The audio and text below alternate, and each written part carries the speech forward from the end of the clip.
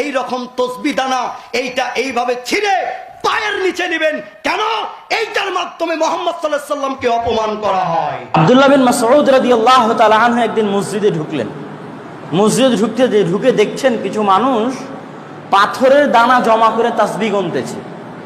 একটা একটা করে পাথর সরাচ্ছে আর বলছে সুবহানাল্লাহ সুবহানাল্লাহ সুবহানাল্লাহ সুবহানাল্লাহ।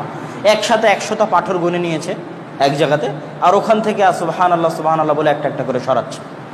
তা আব্দুল্লাহ বিন মাসউদের এই দৃশ্য দেখে পায়ের রক্ত মাথায় উঠে গেছে। কেন? ওরা তো সাহাবী, ওরা তো সুন্নাত কি জিনিস বুঝে, বেদাত কি জিনিস বুঝে। পায়ের রক্ত মাথায় উঠে গেছে। তখন উনি বলছেন, শোনো, রাসূল সাল্লাল্লাহু আলাইহি ওয়াসাল্লামের জুতা এখনো নষ্ট হয়নি, আমার বাড়িতে আছে। আল্লাহর রাসূলের জুতা এখনো নষ্ট হয়নি, আমার বাড়িতে আছে।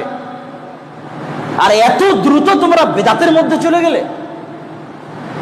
যেখানে রাসূল সাল্লাল্লাহু আলাইহি ওয়াসাল্লাম তার জীবদ্দশায় কোনোদিন, আল্লাহ রাসূলের যুগে কি পাথর ছিল না? ও তো মরুভূমি, পুরোই পাথর। আল্লাহ রাসূল তার জীবদ্দশায় কোনোদিন পাথর দিয়ে তাসবিহ গুনলেন না, আঙ্গুল দিয়ে তাসবিহ গুনলেন। আর আল্লাহ রাসূলের জুতা এখনো নষ্ট হলো না, তার আগেই তোমরা পাথর দিয়ে তাসবিহ গোনা শুরু করলে। বন্ধ করো এই বেদাত। টিকে থাকতে হবে আল্লাহ রাসূলের সুন্নাতের উপর। আল্লাহ রাসূল হাত দিয়ে গুনেছে, তোমার জাজবা থাকতে হবে আমি যদি মরি তাও হাত দিয়ে গুনবো। এটার নাম হচ্ছে ইমানি জাজবা। আর যদি দেখাতে পারো যে না আল্লাহ রাসূলও পাথর দিয়ে গুনেছে, সমস্যা নেই।